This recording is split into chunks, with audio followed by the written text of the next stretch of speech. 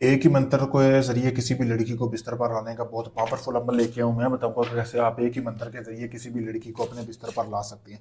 जैसा कि आपने अपने महबूब की तस्वीर हासिल कर लेनी, आपको वीडियो में नजर आ रहा होगा। इसी तरह फिर आपने ये मंत्र जो है ये मंत्र पढ़ना है।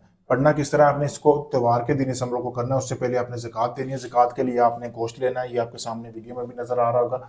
गोश्त लेने के बाद आपने 2 किलो गोश्त लेकर किसी भी गरीब घराने में आपने तकसीम कर देना है। फिर आपने महबूब की तस्वीर सामने रख के, जैसा कि सामने तस्वीर पड़ी हुई है, यहाँ से लेकर यहाँ तक, यहाँ से लेकर यहाँ तक ये आपने मंत्र पढ़ना है। ठीक है, इतवार के दिन आपने 700 मरतबा ये मंत्र पढ़ना है। सॉरी, 717 बार पढ़कर आपने इसके ऊपर फूंक लगानी है। अब जब भी पढ़ेंगे फूंक लगा के आपने अपना मकसद बयान करना है कि मेरा ये मकसद है।